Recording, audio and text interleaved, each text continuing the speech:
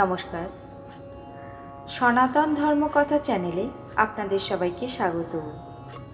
আজকে রামায়ণের অযোধ্যাকাণ্ডের সপ্তম পর্ব শুরু করব। ৩৩ কোটি দেবদেবী, ব্রহ্মা বিষ্ণু মহেশ্বর, সর্বকালের সর্বসৃষ্টি, পিতা মাতা গুরু সবাইকে প্রণাম জানিয়ে এই পাঠ শুরু করছি। রাজা দশরথ মনে মনে ভগবানকে ডেকে শ্রীরামচন্দ্রের বনবাস যাওয়া আটকাতে চাইছেন। নানা রকম চিন্তা করছেন, কিন্তু কিছু বলতে পারছেন না। তার মন অশ্বত্থ পাতার মতো কাঁপছিল। রঘুনাথ পিতাকে স্নেহমগ্ন দেখে আর মনে মনে এই ভেবে যে মা আবার কিছু বলবেন, তাতে পিতার আবার দুঃখ হবে। দেশ কাল এবং পরিস্থিতির বিচার করে বিনীতভাবে বললেন, হে পিতা, ধৃষ্টতা হলেও আমি কিছু কথা বলছি, বালকের চপলতা মনে করে ক্ষমা করবেন।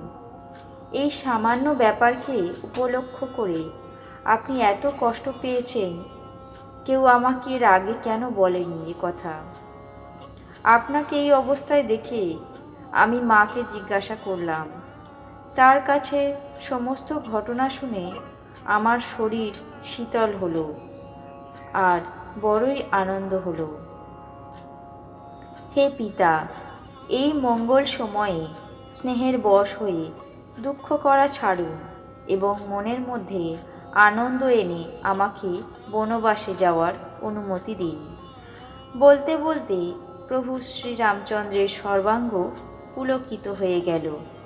তিনি আবার বললেন, এই ধরাতলে তার জন্ম ধন্য, যার চরিত্র শুনে পিতার পরম আনন্দ হয়, যার কাছে মাতা পিতা প্রাণতুল্য, প্রিয় চতুর্বর্গ অর্থাৎ ধর্ম, অর্থ, কাম, মোক্ষ তার হাতের মুঠোয় থাকে। আপনার আজ্ঞা পালন করে এবং জন্ম সফল করে আমি শীঘ্রই ফিরে আসব। তাই দয়া করে আমাকে অনুমতি দিন।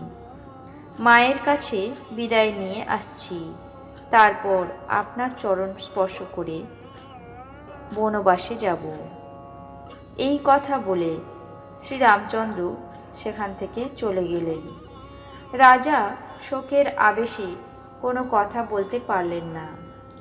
সুতীব্র পীড়াদায়ক এই সংবাদ খুবই দ্রুত নগরে ছড়িয়ে পড়ল, যেমন দংশন মাত্র বৃশ্চিকের বিষ সমস্ত শরীরে ছড়িয়ে যায়। এই সংবাদ শুনে সমস্ত স্ত্রী পুরুষ এমন ব্যাকুল হয়ে পড়ল, যেন দাবানল দেখে বৃক্ষলতার মূর্ছা যাওয়ার দশা হলো। যে যেখানে এই সংবাদ শুনল, সে সেখানেই কপালে করাঘাত করতে থাকল। সকলেই বিষাদমগ্ন, কারোরই ধৈর্য বাঁধ মানছে না। সকলেরই মুখ শুকিয়ে যাচ্ছে, চোখে অশ্রুধারা বইছে, হৃদয়ে শোক বাধা মানছে না। মনে হচ্ছে যেন করুণ রসের সৈন্য সামন্ত ডঙ্কা বাজিয়ে অযোধ্যায় নেমে পড়েছে। সব কিছু ঠিক মতোই চলছিল, এমন সময় বিধাতা সব ভণ্ডুল করে দিলেন। সর্বত্র লোকেরা কইকেয়ীকে নিন্দা করতে লাগলো। এই পাপিষ্ঠার কি বুদ্ধি হলো যে সুখনীরে আগুন ধরিয়ে দিল? এই পাপিনী নিজের চোখ উপড়ে সেই চোখ দিয়ে দেখতে চাইছে, আর অমৃত ছেড়ে দিয়ে বিষ আস্বাদন করতে চাইছে। এই কুটিল, কঠোর, দুর্বোধ্যী আর অভাগিনী কইকেয়ী রঘুবংশরূপী বাঁশবনে আগুন হয়ে দেখা দিয়েছে। কেউ কেউ বিধাতাকে দোষারোপ করতে থাকল, কেউ কেউ আবার রাজা শিবি, দধিচি মুনি এবং রাজা হরিশ্চন্দ্রের কাহিনী বিস্তার করে বলা বলি করছিলেন। কেউ বললেন এটাতে ভরতের সম্মতি আছে, কেউ আবার এসব শুনে উদাসীন রইলেন। ব্রাহ্মণ পুরো নারীগণ, সমাজের মান্যগণ্য বৃদ্ধ বৃদ্ধা, যারা কইকেয়ীর পরম প্রিয় ছিল, তারা কইকেয়ীর স্বভাব এবং শীলের প্রশংসা করে তাকে উপদেশ দিলেন। কিন্তু সেই সৎ কথা কইকেয়ীর কাছে তীক্ষ্ণ বাণের মতো শোনাতে লাগল। তারা বললেন, তুমি তো সবসময় বলতে যে ভরত আমার রামের মতো প্রিয় নয়। এ কথা সমস্ত জগৎ জানে। রামচন্দ্রের উপর তোমার স্বাভাবিক স্নেহ ছিল। আজ কোন অপরাধে তাকে বনবাসে দিচ্ছ? তুমি তো কোনোদিন সতীনের প্রতিহিংসা করনি। জগৎ তোমাদের পরস্পরের প্রতি প্রেম এবং বিশ্বাসের কথা জানে। আজ কৌশল্যা তোমার কি ক্ষতি করলো, যার ফলে তুমি সমস্ত নগরে বজ্রপাত ঘটালে? সীতা কি নিজের পতিকে ছেড়ে এই রাজপ্রাসাদে থাকতে পারবে?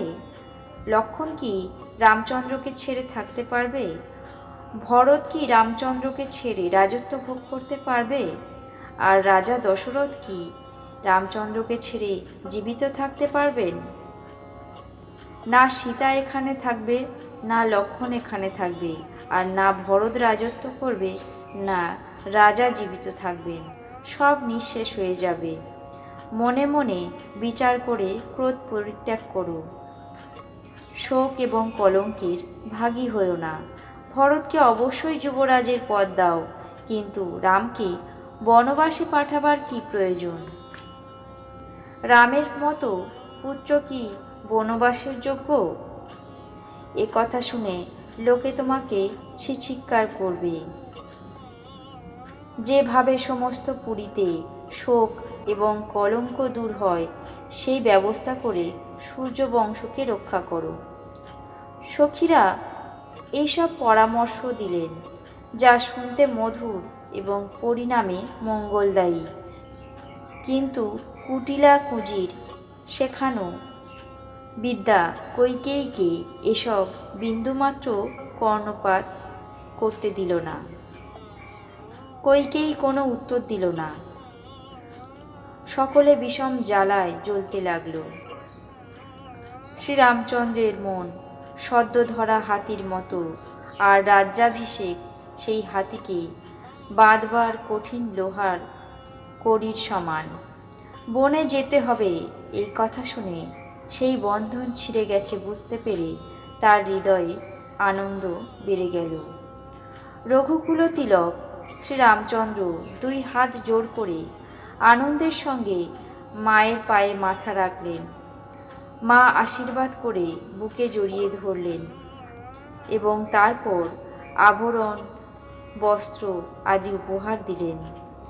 মা কৌশল্যা বারবার শ্রীরামচন্দ্রের মুখে চুমু খাচ্ছিলেন। তার চোখে প্রেমের অশ্রু টলমল করছিল, সর্বাঙ্গে পুলকের শিহরণ বইছিল।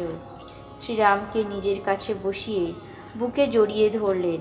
স্নেহের বশে অশ্রু প্লাবিত হতে লাগল। তার প্রেম এবং বিশাল আনন্দের বর্ণনা করা যায় না। মনে হলো যেন ভিক্ষুক কুবেরের পদলাভ করেছে। অত্যন্ত স্নেহের সঙ্গে সুন্দর মুখের দিকে তাকিয়ে মা মধুর বাক্যে বললেন, হে বৎস, মা তোমার বালাই নিয়ে বলছে, বলো কবে সেই আনন্দ মঙ্গলকারী লগ্ন, যা আমার পূর্ণ সদাচার এবং সুখের সুশোভন সীমা এবং জন্মলাভের পরিপূর্ণ ফল। সমস্ত স্ত্রী পুরুষ যা অত্যন্ত ব্যাকুলভাবে এমন করে চাইছে, যেমন করে তৃষিত চাতক চাতকী শরৎকালের স্বাতী নক্ষত্রের কাছে বৃষ্টি প্রার্থনা করে, বাছা আমার বালাই তুমি তাড়াতাড়ি স্নান সেরে নাও, যেমন ভালো লাগে সেরকম কিছু মিষ্টি খেয়ে নাও, তারপর পিতার কাছে যাও, অনেক দেরি হয়ে গেছে।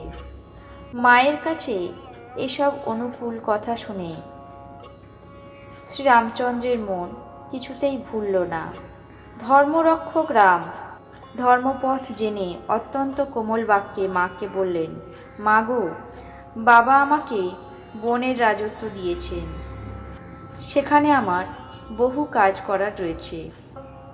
তুমি প্রসন্ন মনে আমাকে অনুমতি দাও, যাতে আমার বন যাত্রা সুখ এবং মঙ্গলময় হয়। আমার উপর স্নেহের বশে ভুলেও ভয় পেও না, তোমার আশীর্বাদে আমার মঙ্গলই হবে। 14 বৎসর বনে বাস করে পিতার প্রতিজ্ঞা পূর্ণ করে আমি আবার ফিরে এসে তোমার চরণ বন্দনা করব, তুমি দুঃখ করো না। রঘুকুলমণি শ্রীরামচন্দ্রের এই নম্র মধুর বাক্যে মায়ের বুকে শেলের মতো বিঁধল এবং তাকে ব্যথিত করল।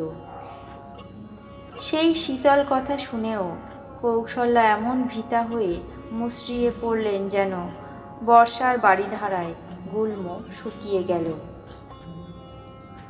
মনের দুঃখের আর শেষ নেই, যেন সিংহের গর্জন শুনে হরিণী বিবশা হয়ে গেল।